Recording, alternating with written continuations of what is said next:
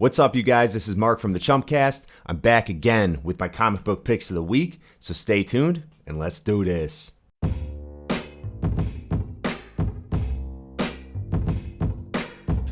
Alrighty, well, thank you for sticking around. If you would be so kind and hit that subscribe button down below, it really helps the channel out. Also, go ahead and click that notification bell. You'll be aware of any time I post any new videos. But I'm going to start off my comic book picks with some independent titles. The first one on my list is Bang! By Dark Horse Comics. So the writer on this book is Matt Kindt, and art is done by Wilfredo Torres. So I've always been a fan of Matt Kindt's work.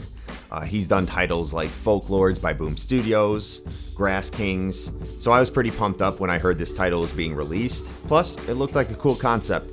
It also had this Keanu Reeves rave review on it. You're breathtaking! To start off the series, we get a look into a British spy organization that is tasked with taking down a criminal enterprise called Gold Maze. There are some crazy action sequences throughout this book as a whole, and we get introduced to what seems to be the main character. His name is Thomas Cord. And at the end of this issue, this guy ends up learning some pretty trippy information about his past through some memories that are brought back to fruition when he is caught during one of his missions. That is pretty much the first issue of Bang, so check it out. Next up is God Killers #1 by Aftershock Comics. This title is being written by Mark Sable, and the art is done by Man House. So this is one of those books that I immediately gravitated towards on the shelf just by how the cover looks. First couple pages, we get some intense visuals of a war zone in the Middle East, and we learn a little bit about the God Killers, the title of this book, and they are a special forces unit that are tasked with taking down rebels that are using, I guess I'll call like mythical creatures as weapons. The series does have some promise. Even though I don't know much about the publisher or the writer, I am looking forward to future issues. Okay, so that has been our independent titles for the week. Next up for DC Comics, we have Plunge #1.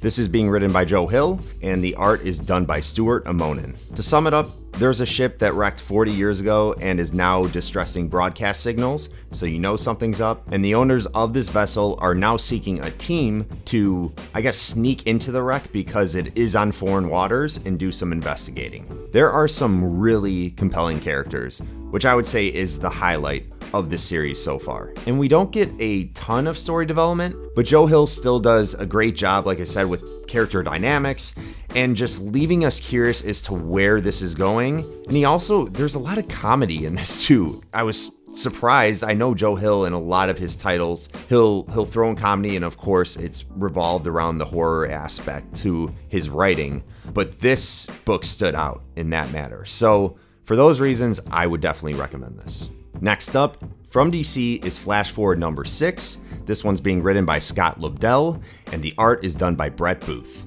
I have to start by pointing out this awesome cover by In-Yuk Lee once again. But if you haven't heard of this, it is a 6-part miniseries, and we're on issue 6, so this is to wrap it up. There's a lot going on.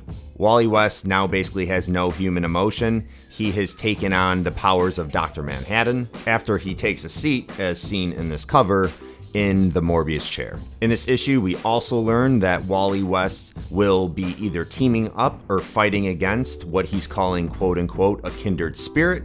We don't know who that is. However, I do have a theory. I think it could be Paradox, who is the new villain that just appeared in the last week's issue of The Flash, which I talked about in my comic book pick video last week, but who knows? I could be wrong. Overall, I felt like this mini-series was trying to fit too much in it than it really could handle. I do hope that it leads to bigger and better things in the main Flash series that we have right now. Next is Aquaman 57. This is being written by Kelly Sue DeConnick, and the art is by Robson Rocca and Daniel Henriquez. I put down this Aquaman series a long time ago, but I might have to pick this one back up after reading this issue. If you did stay up to date, you know that Mira is pregnant with Aquaman's baby, and in the last issue, she just got done fighting off Black Manta using her aquakinesis. But in this issue, apparently after that battle, Mira has fallen so weak that she needs to be immediately rushed to the hospital in Atlantis. At the hospital, dickhead Ocean Master shows up for whatever reason, and the doctors later come out and actually let Aquaman know that Mira is now in a coma and has given birth to his daughter, who I guess is strong and well according to the doctors. And if you're like me and familiar with Aquaman's backstory and his history as a husband and a father, you probably have some concerns about the fate of this child, considering that Aquaman's first baby, who was actually called Aqua Baby, Arthur Jr., was later killed as a young child after he was trapped by Black Manta in a bubble that was suffocating him with air. Kind of dark, but I'm not necessarily saying something bad is going to happen to Aquaman and Mira's new daughter. I'm just curious as to where this might go. Overall, I'm going to pick up the next issue number 58, when it comes out. Last, but certainly not least, what a lot of people have been waiting for the last couple weeks, last month, last 2 months, we have Batman 89, written by James Tynion, and art done by Carlo Pagulayan, I think. Sorry if I butchered that. In this issue, Batman is still hunting down all the assassins that were sent to kill him by the designer. He still doesn't know who the designer is, which he is trying to find out, and he's also trying to figure out what the designer's plan is. Catwoman has linked up with Harley Quinn, and for you guys that are reading this, I'm sure you know this, we get our first cameo appearance of Punchline, who supposedly is the new love interest of the Joker. But more so than that, we get a better look at the designer and what the designer looks like.